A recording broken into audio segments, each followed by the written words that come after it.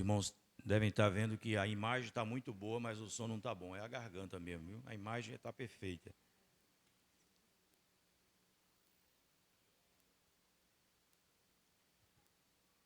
O pastor David está lá no sino, lá em Pau dos Ferros.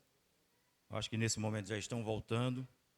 E ele pediu para que a gente trouxesse o estudo do nosso livro, As Antigas Doutrinas da Graça, do pastor Paulo Anglada. E nós hoje vamos falar sobre o primeiro ponto importante do calvinismo, que é a depravação total. Mas antes eu gostaria de contar com a paciência dos irmãos para a gente fazer uma breve revisão daquilo tudo que já vimos nesses 3 últimos domingos. Eu trouxe para aqui para os irmãos um artigo do reverendo André do Carmo Silvério, ele falando sobre os 5 pontos do calvinismo. E no artigo dele ele é bem enfático em dizer o seguinte: não foi Calvino que escreveu os 5 pontos mais importantes, mas os irmãos que se reuniram em Dort, num sínodo, e dali eles traçaram esses 5 pontos mais importantes. Significa que Calvino não só defendia esses 5 pontos, mas tinha muito mais pontos defendidos por Calvino. Ele diz assim no seu artigo: ao contrário do que muitos pensam, não foi João Calvino quem escreveu os 5 pontos do calvinismo. Talvez algumas pessoas ficaram impressionadas com esta afirmação. No entanto, a magna pergunta que se faz é: se não foi Calvino, quem foi então? Estes 5 pontos foram formulados pelo Sínodo de Dort, sínodo este convocado pelos Estados Gerais da Holanda e composto por um grupo de 84 teólogos e 18 representantes seculares.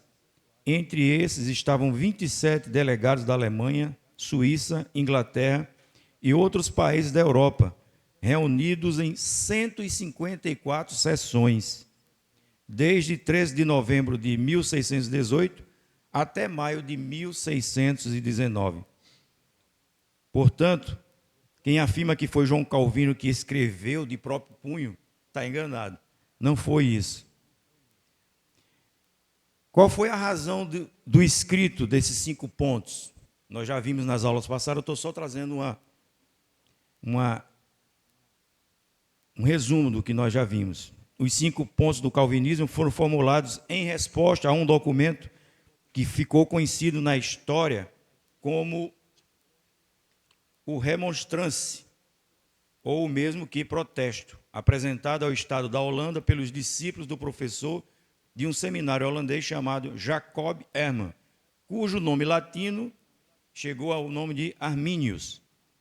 Mesmo estando inserido na tradição reformada, Arminius tinha sérias dúvidas quanto à graça soberana de Deus, visto que era simpático ao ensino de Pelágio e Erasmo, no que se refere à livre vontade do homem. Este documento, formulado pelos discípulos de Arminius, tinha como objetivo mudar os símbolos oficiais de doutrinas da Igreja da Holanda, Confissão Belga e de Heidelberg, substituindo pelos ensinos de seu mestre, Arminius. Desta forma, a única razão pela qual os 5 pontos do calvinismo foram elaborados era de responder a este documento apresentado pelos discípulos de Arminius. Se vocês forem pesquisar no Google, quando você coloca lá os 5 pontos mais importantes do calvinismo, logo aparece uma tulipa, porque ela simboliza esses 5 pontos. A total depravação, a eleição incondicional, a expiação limitada, a graça irresistível e a perseverança dos santos. Tem também aqui em inglês, mas eu estou com medo de dizer, vocês ficarem mangando de mim.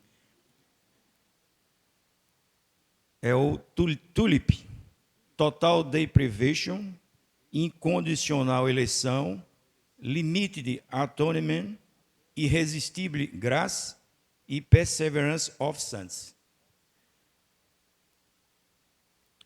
O que é que diferencia o arminiano do calvinista?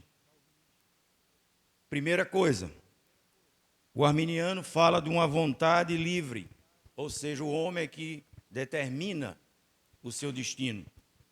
O calvinismo não.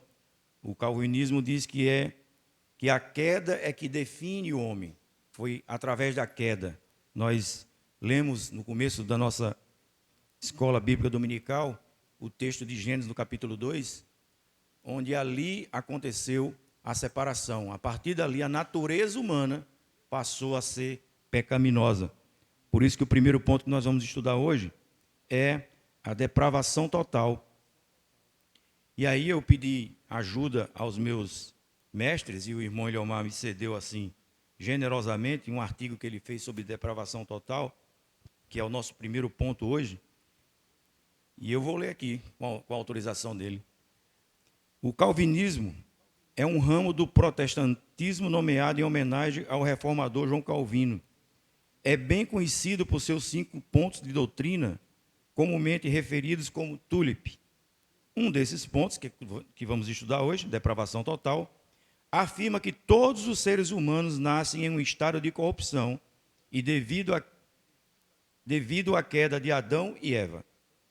A depravação total começa com a compreensão de que os seres humanos são inerrantemente inclinados para o mal e o pecado. Essa perspectiva está enraizada na narrativa bíblica de queda, onde Adão e Eva desobedeceram a Deus no jardim do Éden.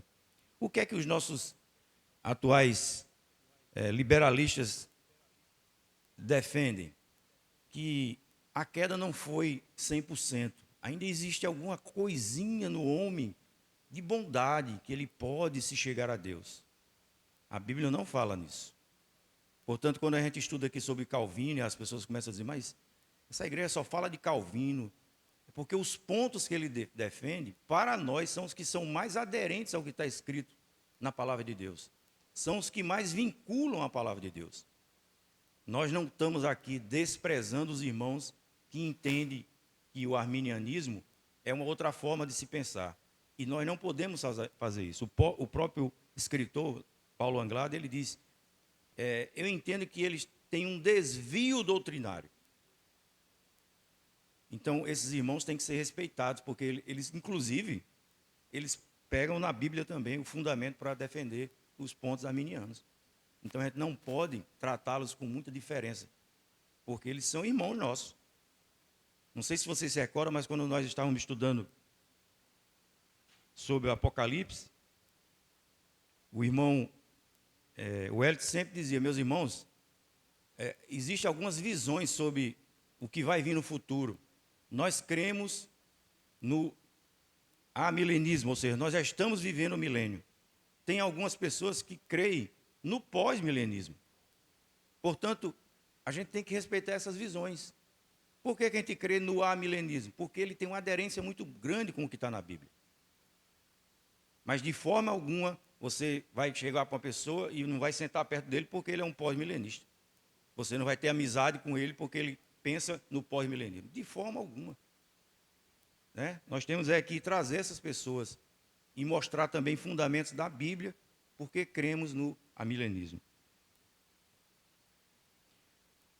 Essa herança que nós temos de Adão significa que todo indivíduo nasce com uma propensão a se rebelar contra Deus e uma tendência natural de escolher caminhos injustos. A doutrina da depravação total se concentra na extensão dessa natureza pecaminosa. Afirma que os seres humanos não são mais apenas moralmente falhos ou corruptíveis, mas estão completamente falidos moralmente e mortos. O apóstolo Paulo escreve dizendo que você está morto, mas Cristo lhe deu vida. O apóstolo Paulo diz, você era escravo do pecado, mas Cristo libertou você dessa escravidão. Você agora tem um novo Senhor. Esse novo Senhor é Jesus Cristo. E esse novo Senhor diz que pode vir a Ele, porque o fardo dele é leve. Então, precisamos entender que, apesar de toda a queda, o próprio Deus providenciou em Gênesis 3,15 o nosso Redentor, desde o começo da Bíblia. Por isso que a Bíblia se comunica de Gênesis até Apocalipse. Também ressalta a necessidade de salvação por meio da obra redentora de Jesus Cristo, pois a humanidade é incapaz de alcançar a salvação por seus próprios méritos. Pode-se questionar a justeza dessa doutrina. Claro, porque nós somos humanos e nós queríamos que todos os nossos familiares fossem resgatados pelo Senhor, fossem eleitos. Por quê? Porque nós amamos nossos familiares. Nós amamos pessoas próximas, amigas. Mas não depende de nós. É eleição incondicional. Deus resgata as pessoas. E o Espírito Santo convence do pecado e do juízo, e as pessoas se arrependem e vêm ao Senhor como Salvador. E esse é só o primeiro passo. Existe uma escada que a gente tem que subir. É o senhorio de Cristo. E depois vem a santificação, que é um passo importante para que a gente suba os degraus dessa escada. A queda de Adão e Eva afetou toda a raça humana e cada pessoa voluntariamente e conscientemente comete atos de pecado. A depravação total não desculpa ou justifica o comportamento pecaminoso, mas fornece uma explicação para a sua presença universal. Além disso, a doutrina da depravação total destaca a soberania de Deus. Deus é a autoridade suprema e o tomador de decisões, e que somente Ele é responsável pela salvação da humanidade. De acordo com essa perspectiva, a escolha de Deus de salvar alguns indivíduos da escravidão do pecado e não outros é uma expressão de sua vontade e misericórdia divina, em vez de um reflexo do valor ou esforço humano. Nós estamos estudando aqui na quarta-feira sobre as confissões de fé de Westminster e nós estamos vendo, na quarta-feira passada, vendo sobre a criação, os decretos de Deus. As pessoas não querem se submeter aos decretos de Deus. As pessoas querem inquirir o Senhor. As pessoas preferem dizer, Deus, por que isso? Por que aquilo? Mas não se submetem aos decretos dele. O ensino do calvinismo sobre a depravação total também tem implicações significativas para o papel das boas obras e da responsabilidade humana. Embora reconheça que os seres humanos são impotentes para se salvar, encoraja os crentes a viverem uma vida de obediência aos mandamentos de Deus e a buscarem a justiça. A ênfase na santificação ou o processo contínuo de se tornar mais santo e semelhante a Cristo reflete a crença no poder transformador do Espírito Santo na vida dos crentes. É uma visão deturpada de dizer que nós que somos calvinistas relegamos missões, relegamos evangelismo. Isso não é verdade. Não é verdade. Nós cremos que nessa caminhada de santificação está a nossa tarefa de proclamar esse evangelho. Ele não pode estar restrito só a nós, mas todos precisam escutar o evangelho da salvação de Jesus. Ao destacar a pecaminosidade universal dos seres humanos, a depravação total ressalta a necessidade e a suficiência da graça de Deus na salvação. Esta doutrina coloca os seres humanos numa posição de humildade e dependência de Deus, enfatizando a soberania e a misericórdia do divino. Eu fico me imaginando a oração de um calvinista e a oração de um arminiano. Eu imagino que o arminiano deve orar, dizendo, Senhor, eu cheguei a Ti, eu tenho feito isso e aquilo. E Deus escuta, como também escuta a nossa. Senhor, o pecado e a natureza pecaminosa, eu estou diante de Ti para que Tu me continue a me santificar, me abençoar, para que eu fuja das tentações. É uma oração colocando Deus no centro de tudo, o teocentrismo. Então, meus irmãos, agora entrando especificamente no nosso livro, eu fiz aqui uma pesquisa sobre o conceito no dicionário do que é depravação total. E o escritor diz o seguinte: o que é depravação total? É quando uma pessoa tem um comportamento cruel ou violento, não respeita os outros e sua conduta é contra as regras morais da maioria, costuma-se dizer que é um depravado. E aí eu fui ver também quais são palavras sinônimas de depravação. E tem um monte de palavras. Tudo isso aí é sinônimo de depravação. Então é um conjunto muito grande. Fala de todos os aspectos. Palavras aqui que eu nem sabia que existia.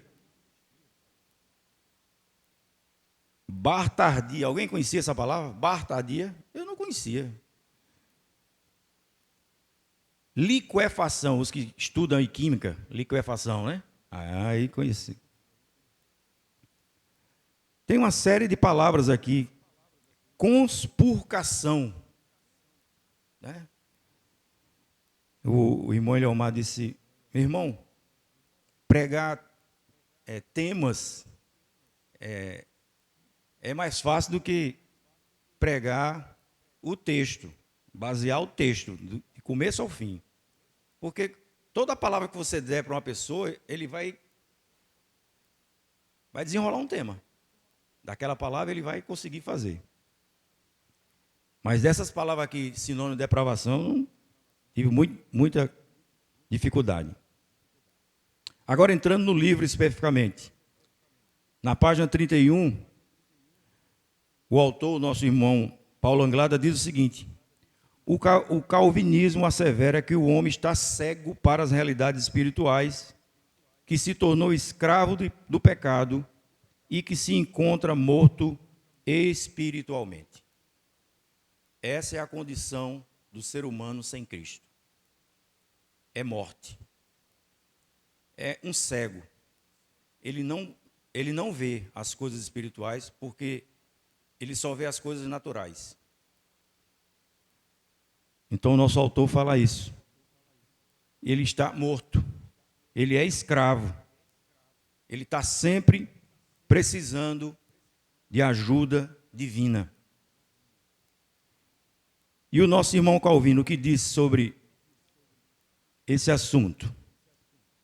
Ele diz o seguinte: as Escrituras atestam que o homem é escravo do pecado, o que significa que o seu espírito é tão estranho à justiça de Deus que não concebe, deseja, nem empreende coisa alguma que não seja má, perversa, iníqua e pura.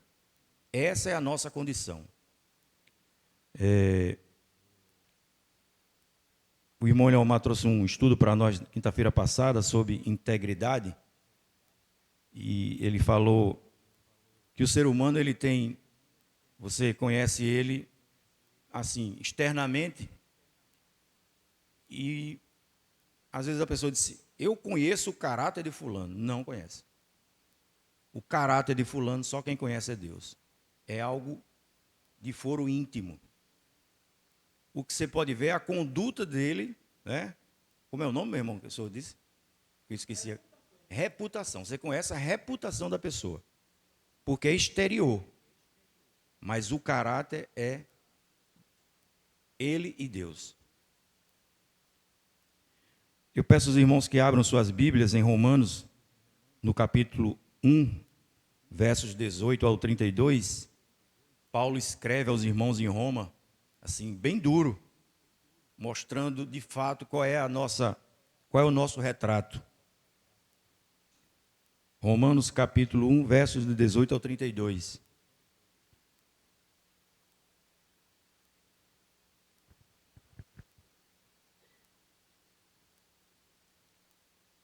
Nós vamos fazer uma leitura, eu leio um versículo e os irmãos leem outro.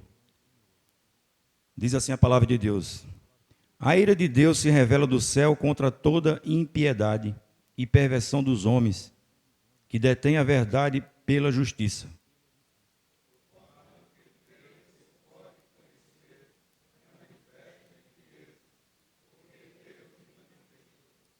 Porque os atributos invisíveis de Deus, assim como o seu eterno poder, como também a sua própria divindade, claramente se reconhece desde o princípio do mundo, sendo percebidos por meio das coisas que foram criadas. Tais homens são, por isso, indesculpáveis.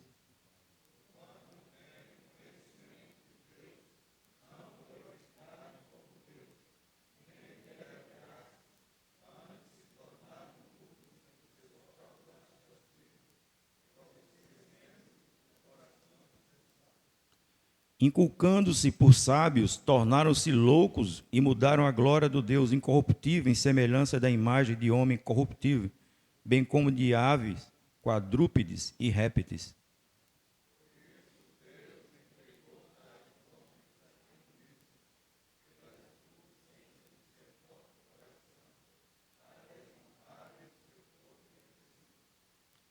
Pois eles mudaram a verdade de Deus em mentira, adorando e servindo a criatura em lugar do Criador, o qual é bendito eternamente. Amém.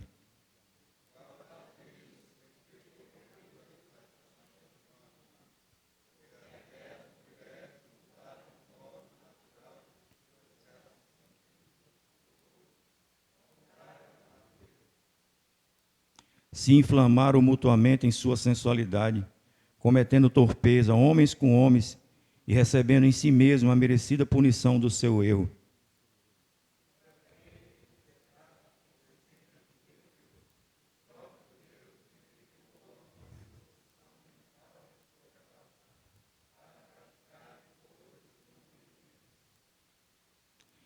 Cheios de toda injustiça, malícia, avareza e maldade, possuídos de inveja, homicídio, contenda, dolo e malignidade, sendo difamadores, caluniadores, aborrecidos de Deus, insolentes, soberbos, presunçosos, inventores de males, desobedientes aos pais, insensatos, pérfidos, sem afeição natural e sem misericórdia.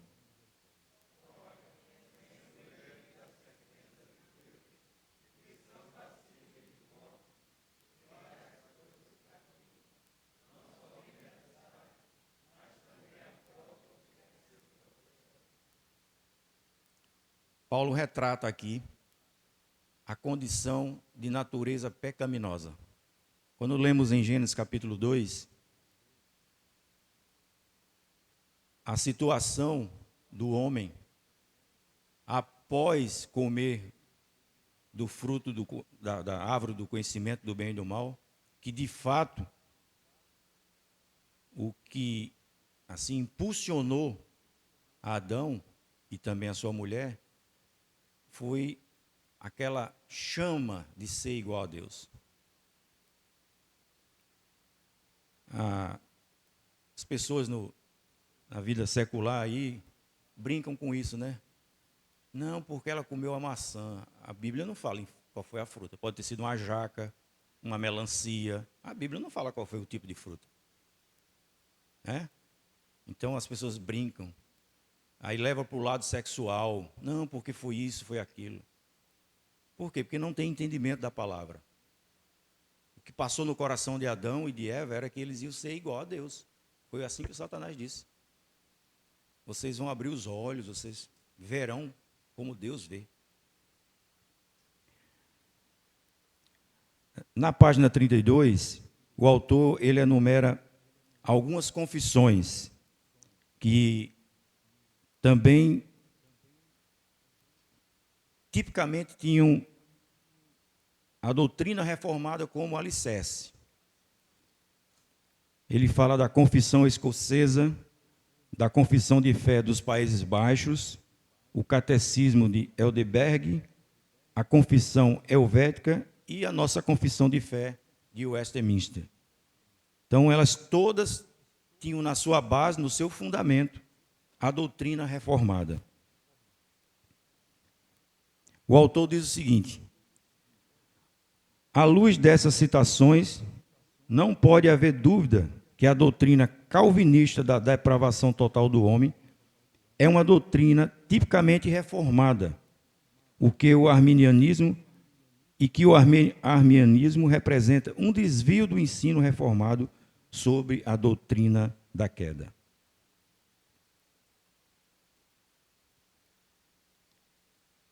E sobre a queda, o que é que nós podemos falar? que é que as escrituras têm a dizer sobre a queda? Afinal, foi ela que produziu o que os calvinistas chamam de depravação total. Essa é a nossa base. O que foi que aconteceu no Éden? Foi somente uma simples desobediência sem maiores consequências? Não foi isso. A gente acabou de falar. Eles quiseram ser igual a Deus.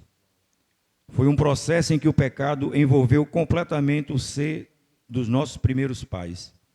O intelecto deles foi tomado pela dúvida, a qual produziu incredulidade. Esta gerou a insubmissão, que, por sua vez, degenerou em rebeldia contra Deus. A vontade de nossos primeiros pais foi tomada pelo desejo pecaminoso de tornarem-se iguais a Deus. E os seus sentimentos só foram satisfeitos com o prazer carnal de comer do fruto proibido. Essa é a triste situação da natureza humana depois da queda. Mas Deus, sendo misericordioso, compassivo, longânimo, uma série de atributos de Deus, Ele providenciou para nós Jesus, para, mesmo sendo Deus, mesmo sendo Rei, vir aqui à terra humildemente, se esvaziou, se submeteu, para que esse pecado original fosse por ele pago por toda a humanidade e a partir dele conhecermos de fato a salvação eterna. Filipenses 2, 5 a 8, Paulo escreve assim aos nossos irmãos em Filipos: Tende em vós o mesmo sentimento que houve também em Cristo Jesus, pois ele, subsistindo em forma de Deus, não o julgou como usurpação o ser igual a Deus. Antes a si mesmo se esvaziou, assumindo a forma de servo, tornando-se em semelhança de homens, e reconhecido em figura humana, a si mesmo se humilhou, tornando-se obediente até a morte e morte de cruz. Assim como Deus providenciou para Adão e Eva vestimentas, que precisou de derramamento de sangue, porque foi um animal que foi imolado, Jesus agora passa a ser a própria manifestação de Deus em nosso lugar. Portanto, Paulo escreve também que diz que sem derramamento de sangue não pode haver salvação. Jesus derramou o seu sangue em nosso lugar, entregou a sua vida em nosso lugar. Portanto, ele hoje é o único mediador entre Deus e o homem. Não existe outro caminho, há um só caminho. O artigo é definido. Ele diz: eu sou o caminho, eu sou a verdade, eu sou a vida. Ele não é um caminho, uma verdade, uma vida. Ele é definidor. Na página 35, o nosso autor fala sobre o resultado imediato da queda. Gênesis 2:17. Havia uma advertência divina dizendo: mas, olha o mais, da árvore do conhecimento do bem e do mal não comerás, porque no dia em que dela comeres, certamente morrerás. Esse era o pacto de Deus.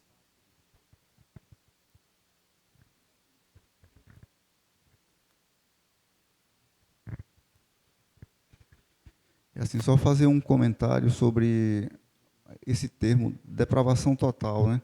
Às vezes, como eu falei no domingo anterior, parece um termo que choca um pouquinho, né? Depravação, né? E total, então nós somos assim tão maus, mas o termo talvez não seja o mais apropriado, assim, na minha visão, porque nós não somos atingidos pelo pecado em grau todos iguais. A gente não pode ser comparado com um assassino, com um facínora, né? O que significa esse termo total, na verdade, é que nós fomos em todos os nossos campos de vida, seja emocional, seja racional, atingidos pelo pecado, contaminados pelo pecado. O bem só é bem quando ele está sozinho. Se o bem tiver contaminação do pecado, ele não pode ser mais considerado bem. Foi isso que aconteceu quando Adão comeu da árvore que continha o mal, que representava o mal. Nós passamos a ser contaminados pelo mal, mas em graus diferentes. Nós somos capazes de fazer atos bons, atos morais bons. A gente percebe também que quando Adão cometeu o pecado original, ele não morreu imediatamente. Ele continuou vivo. Mas qual foi a morte imediata dele? Ele passou a não ter mais comunhão com Deus. Ele foi impossibilitado de ter comunhão com Deus porque ele foi contaminado pelo pecado. E Deus não pode conviver com o pecado. Essa foi a morte espiritual. A partir daí, ele passou a ser espiritualmente morto e nós, que somos representados por ele também. O autor fala aqui numa página que, se fosse dado a nós essa oportunidade de escolher entre o bem e o mal, nós também escolheríamos o mal. E o Senhor sabia disso e preparou o plano redentor. E existe também um argumento arminiano que é bem interessante aqui. A gente tem que refletir também por essa ótica para poder entender a nossa, né? Ele diz assim: por que é que o homem pode ser responsabilizado, deve ser responsabilizado por uma coisa que ele não está moralmente capaz de fazer, né? É um raciocínio que a gente tem que examinar aqui. Por que é isso? A Bíblia, em vários textos, confirma isso, que toda a humanidade foi contaminada pelo mal. Isso em Romanos 1, como você acabou de ler, Romanos 3, também Paulo confirma, e argumentando textos da própria Escritura, em Romanos 7. Então, quando a gente vê a Bíblia no contexto geral, está claramente escrito que nós fomos escravizados pelo pecado. E um escravo não pode dizer para o senhor dele, um determinado dia ele acorda e diz: hoje eu não estou com vontade de trabalhar, não. Eu vou dizer ao meu senhor que hoje eu vou tirar o dia de folga. O escravo não pode fazer isso. Em figura, nós também não podemos fazer isso com relação ao pecado ainda, né? Ainda temos alguma supremacia do pecado, mas certamente um dia nós não teremos mais esse desprazer.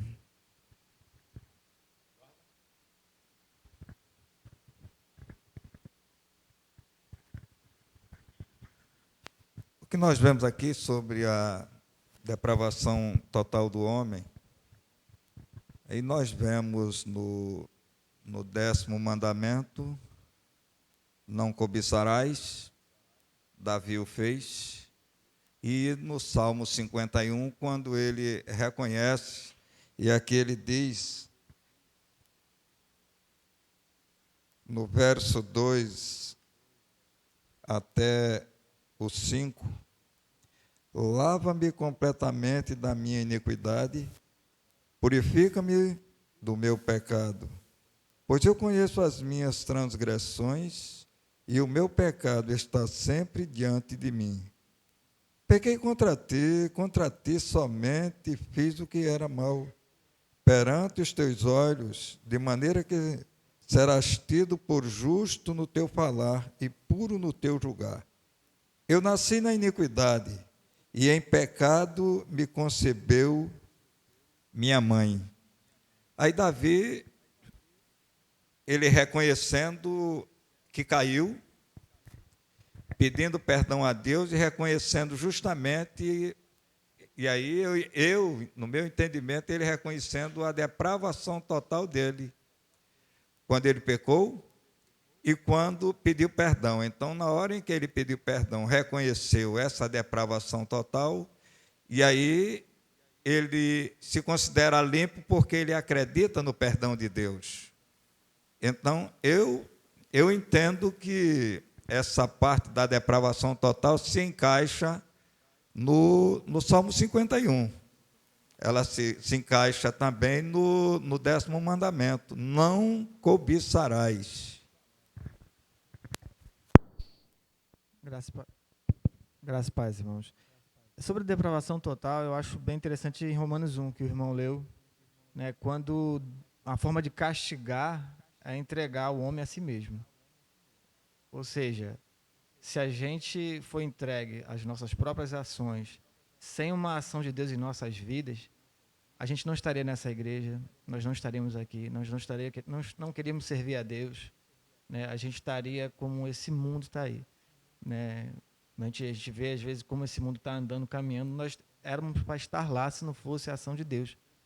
E eu acho que essa é a grande questão do calvinismo, né? A gente está aqui porque Deus nos trouxe, né? E se Deus nos entregasse a nós mesmos, as nossas ações, a nossa mente, com certeza não estaremos aqui, estaremos fazendo coisas deploráveis, que Deus condena, que nós mesmos agora olhamos e condenamos, né?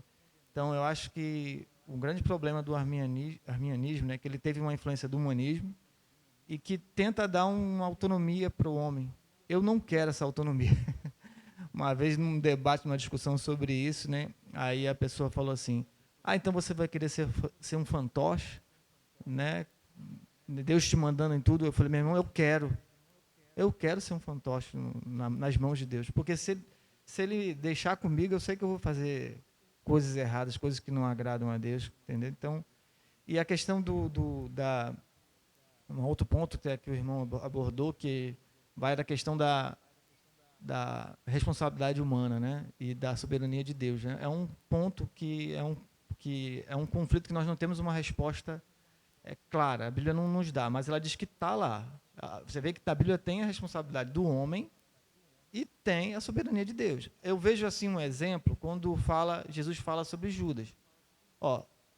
Importa que o homem tenha que ser, o filho do homem vai ser traído, né? Jesus vai ter um traidor, Jesus tem que ser crucificado, então vai ter um traidor. É plano de Deus. Mas ele diz o quê? Mas ai do homem que essa traição virá. Então ele diz assim, Judas foi escolhido para trair Jesus. Porém, Judas tem a responsabilidade por aquele ato. Como esse plano de Deus funciona, que Judas teria que trair, e ele mesmo ser responsável por isso, realmente é uma coisa que nós não temos, mas a Bíblia fala. E a gente deve aceitar que há o plano de Deus, e ele escolhe alguns homens vasos de honra e vasos de desonra, né? Mas aquele vaso de desonra, aqueles homens escolhidos para cometer aquele ato, eles têm a responsabilidade por aquela ação, né? Exatamente, meu irmão. O texto que o irmão Maurício trouxe de Salmo 51 é exatamente como se dá a propagação dessa queda para toda a raça humana. O autor do livro diz o seguinte: o resultado da queda não se limitou aos nossos primeiros pais, porém produziu na raça humana uma natureza pecaminosa, depravada e hereditária. O salmista diz no Salmo 51:5, o que o irmão Maurício leu, vou ler aqui em outra versão. Na outra versão diz assim, o salmista diz: sei que sou pecador desde que nasci. Sim, desde que concebeu minha mãe. O gene do pecado foi transmitido por eles, tanto Adão como Eva, a toda a raça humana, de modo que, conforme o irmão Hélio disse, Romanos 3, Paulo define que o ser humano, ele pode querer fazer as coisas, mas perante Deus não vale nada. Diz assim o apóstolo Paulo em Romanos 3, de 10 a 12. Não há justo, nenhum sequer. Não há quem entenda, não há quem busque a Deus. Todos se extraviaram, a uma se fizeram inúteis. Não há quem faça o bem, não há nenhum sequer. Aí a pergunta que não quer calar: por que o homem, a ONU, criou o não sei o que da paz, como é que eles chamam? O cara é premiado lá na Prêmio Nobel da Paz. Fala aí, meu irmão.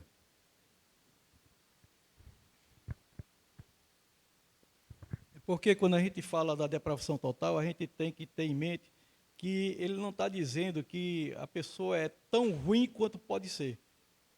Alguém Porque uma pessoa que é muito má ele pode fazer o bem. Agora, por que não conta para Deus? Porque até o bem que ele faz está manchado pelo pecado.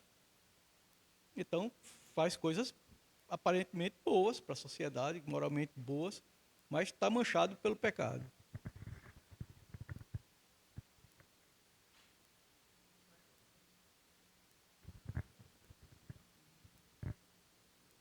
Só para complementar o pensamento do irmão Eliomar, né? Existe uma frase de um autor que eu não me lembro o nome agora, que ele dizia assim também: ninguém é tão mau quanto poderia ser. Ou seja, nós somos potencialmente maus. Ainda bem que não somos tudo que poderíamos ser como seres maus. Mas, do outro lado, não há nenhuma atitude nossa boa que possa ser suficiente para a nossa salvação. Não há nenhum bem. E esse texto de Romanos 3, assim, ele é fantástico nessa nossa linha de raciocínio, né? Aí, Paulo, quando ele fala assim, não há um justo, ele não quer dizer que não haja ninguém capaz de praticar atos de justiça. Não há ninguém capaz de praticar um ato de justiça capaz de se auto-justificar. Quando ele diz não há ninguém que entenda, nós não somos privados do entendimento. Nós entendemos as coisas racionalmente, não entendemos espiritualmente, porque não estávamos capacitados para entender espiritualmente. Isso ele está falando da pessoa que não foi ainda, vamos dizer assim, atingidas, alcançadas por Cristo, né? Porque não tem um entendimento espiritual. Alguns levam para o extremo, então não vamos fazer mais nenhuma ação social. Não há quem faça o bem, né? Não vamos fazer uma ação social. Mas é diante de Deus, é espiritualmente isso aqui está falando, né? Nós produzimos algumas coisas aqui, mas produzimos não para a nossa glória, produzimos para a glória de Deus. Essa tem que ser a intenção. Na hora que a intenção é a imagem própria, é a sua aparição, aí você não está fazendo para a glória de Deus, mas para a sua própria glória. A diferença básica aqui entre o arminianismo e o calvinismo é o seguinte: o que é que diz o arminianismo? O homem tem vontade livre. Arminianismo diz que a vontade do homem é livre para escolher ou a palavra de Deus ou a palavra de Satanás. A salvação, portanto, depende da obra de fé humana. O que é que diz o calvinismo? O calvinismo diz que o homem não é regenerado, que o homem não regenerado é absolutamente escravo de Satanás. E por isso é totalmente incapaz de exercer sua própria vontade livremente para salvar-se. Depende, portanto, da obra de Deus, que deve vivificar o homem antes que esse possa crer em Cristo. Então, numa há interferência humana, na outra, somente Deus. Aquilo que o irmão Eduardo falou na semana passada, porque os solos, né? Somente a graça, somente Deus, somente as Escrituras, porque o nosso entendimento é que tudo vem do Senhor. É Ele que produz salvação. E aí nós é que reconhecemos como pecadores, nos arrependemos e, de fato, somos regenerados por Cristo. Então, essa é esse primeiro ponto do calvinismo. Eu trouxe também aqui, só para enriquecer, um artigo do professor Nilson, lá da ETS, da Escola Teológica Sã Doutrina, que ele faz o seguinte: a queda manchou a visão. Deus tinha uma visão clara do homem e o homem tinha uma visão clara de Deus. O homem falava com Deus diariamente, mas o pecado manchou, ficou uma visão turva. A imagem original do homem foi desfocada. Primeiramente, devemos lembrar que para se compreender a imagem de Deus em seu sentido bíblico, precisamos considerar as verdades da criação, da queda e da redenção. Podemos afirmar que Adão e Eva agiam sem pecado e obedientemente em todas as três relações com Deus, com o próximo e com a natureza. Até antes da queda, existia uma harmonia entre homem, natureza e Deus. Tudo era perfeito. Contudo, embora o primeiro casal fosse sem pecado, vivendo no chamado estado de integridade, eles não perseveraram até o fim nesse caminho. Adão tinha o posso não pecar. Antes da queda, ele tinha essa condição. Mas ainda não, o não posso pecar.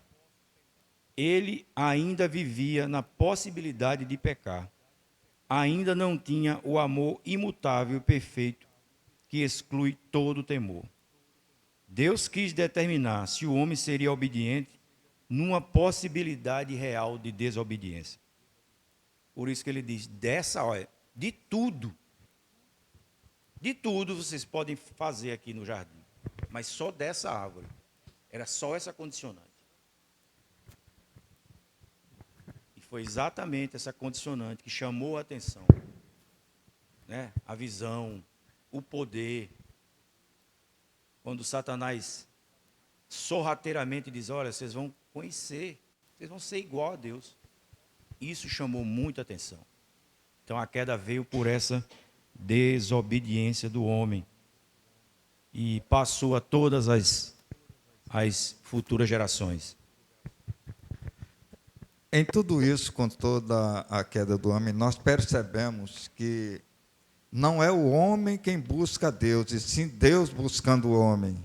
Quando o Adão caiu juntamente com Eva, e nós vemos aqui em Gênesis 3, 3:21, fez o Senhor Deus vestimentas de peles para Adão e sua mulher. Então Deus buscou o casal, e aí foi quando começou justamente o derramamento de sangue, simbolizando a vinda de Jesus para morrer na cruz, para que nós tivéssemos vida. Então, já o primeiro animal já foi sacrificado ali. Quando Deus tirou a pele do animal para fazer a vestimenta de Adão e Eva. Então, não é o homem que busca a Deus, mas sim, Deus busca o homem para o salvar. Hoje nós vemos tantas denominações, aí nós estamos falando agora no arminiano, por exemplo, e o arminiano ele diz justamente isso, que nós devemos buscar a Deus para a salvação, quando nós vemos que não é bem isso. E, no meu entendimento, esse versículo aqui, de Gênesis 3, ele é bem claro. Deus buscou Adão e buscou Eva. Quando viu que eles estavam no erro, e aí ele já fez o primeiro sacrifício, tirando a pele, e aí eu acredito que tenha sido de um cordeiro para vestir Adão e Eva. É verdade. Mais alguém que é Wellington? A gente até pode ter já escutado algum comentário do ímpio falando sobre inconsistência, né? Mas é inconsistente que uma pessoa peque e o resto todo seja responsabilizado. Mas Deus foi coerente, porque pela desobediência de um, todos pecaram, mas pela obediência de um, muitos foram salvos. Também existe a coerência, né? O autor faz uma ilustração aqui que eu achei bem pertinente com relação à questão da passagem do pecado através do Gênesis. Ele diz assim, como é que a gente pode isentar um motorista que, embriagado, atropela uma criança porque ele não pôde acionar o freio? Por que é que ele não pôde acionar o freio? Porque ele decidiu beber, porque ele decidiu estar embriagado. Assim mesmo, essa ilustração nos leva à questão do primeiro, da causa original. Por que é que nós somos pecadores? Porque esse pecado foi transmitido para nós. Porque como o irmão Eduardo está dizendo, muita coisa da Bíblia não foi nos revelada ainda, né? A gente não sabe exatamente por quê, mas vários textos confirmam, inclusive o Salmo 51, citado aqui pelo irmão Maurício, que esse pecado vai passando de geração para geração. Por que foi isso? Porque Deus decidiu assim, a gente não vai saber ainda. mas certamente um dia nós saberemos, né? Mas o fato é que está muito bem delineado em várias passagens da Bíblia. Quando a gente interpreta dessa forma, mas quando a gente interpreta a querer trazer o homem para o centro da nossa cosmovisão, aí é diferente, a gente já começa a valorizar a ação humana. Daí os solas ter essa relação com os 5 pontos, né? Por que só Cristo? Porque não depende de mim, porque não depende da minha obra. Por que só a fé? Porque não depende de mim, depende da fé que foi colocada por Deus. É assim que está posto lá. Se a gente entende ou não é diferente, mas a gente não pode negar que está posto e muito bem explicitado. Então, meus irmãos, nós agradecemos ao Senhor por esse estudo. Na próxima semana o pastor volta aqui na página 36, ele vai começar a falar sobre a incapacidade de mortos espirituais. Era assim que nós éramos, mortos vivos. Tem até um filme, né? Os mortos vivos. Assim éramos nós antes de conhecer a Cristo. Nós estávamos mortos em nossos pecados e delitos, mas Ele nos resgatou. E Ele jogou todos os pecados assim num poço bem fundo, lá embaixo. E quando você falou que o pecado turvou a nossa visão, eu me lembrei de uma ilustração que o Augusto Nicodemos faz também, que eu acho muito pertinente. Ele diz assim, que nós éramos como uma multidão de pessoas com uma venda nos olhos, né? A gente está caminhando em direção ao abismo, só que a gente não vê o abismo, porque está com essa venda nos olhos. E o Evangelho seria essa ação de tirar a venda dos olhos e percebermos que o abismo está à nossa frente.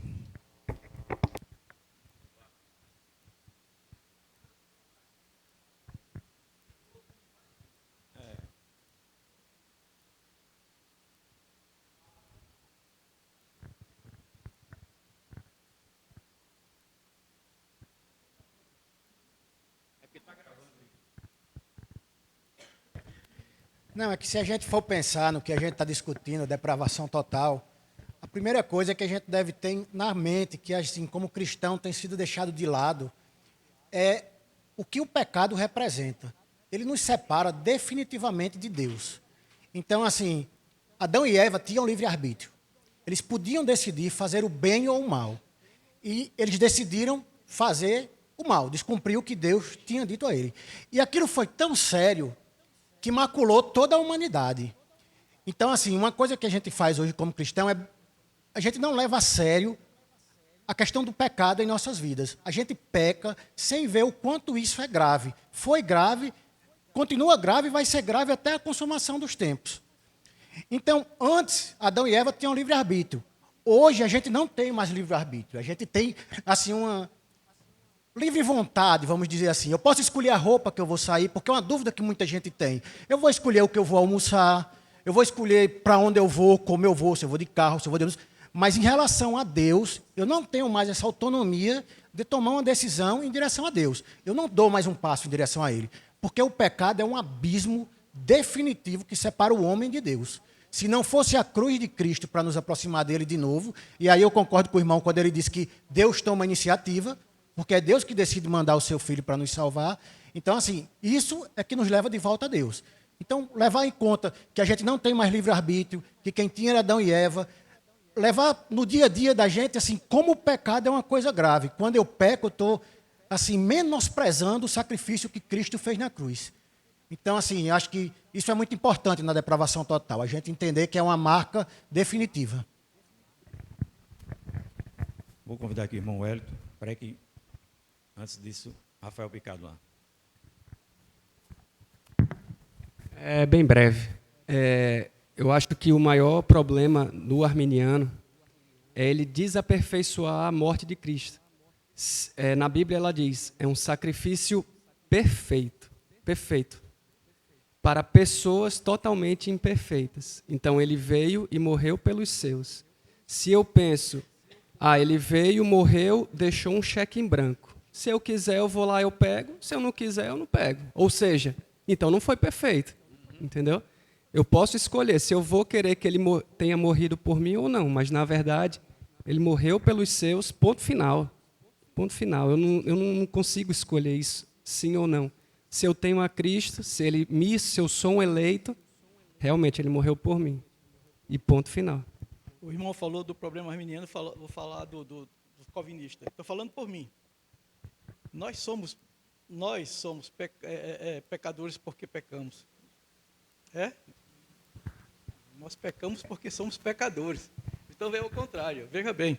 Olha, e a gente não quer reconhecer o seguinte: se eu disser agora, eu e vocês, assim, a partir de hoje eu não peco mais, vamos conseguir ou não? Então pronto, a gente tem que entender de que nós não temos, como o irmão acabou de dizer ali do livre-arbítrio, o livre-arbítrio entre o bem e o mal. A gente tem, como ele disse, a livre agência. Vou escolher alguma coisa. Mas a gente tem que entender isso, sabe? Se eu disser assim, agora, a partir de hoje eu não peco mais, não tem como. Por isso mostra que nós somos, e aí muitos calvinistas não gostam que se diga isso, mas somos miseráveis pecadores mesmo. O primeiro ponto do calvinismo como a depravação total é exatamente isso, para a gente refletir sobre a nossa condição humana e a condição pecadora. Por quê? Já inicia com isso, depravação total.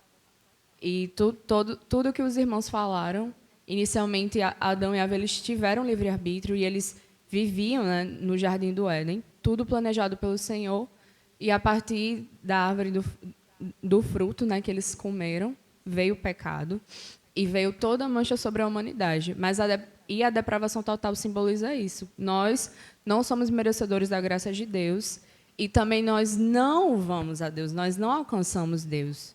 Não buscamos a Deus em nenhum momento. É o Senhor que nos constrange, é o Espírito Santo que toca o nosso coração.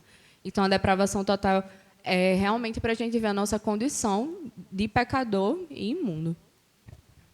E, assim, um testemunho pessoal, quando eu fui alcançado pelo Evangelho de Jesus, salvação, aí meu pai, quando eu cheguei em casa, que eu disse que tinha feito essa decisão e tal, se você é um besta, fiquei assim, mas por que besta, pai? Se você não fuma, não bebe, não rapariga, foi dizendo as coisas que tinha que fazer, né?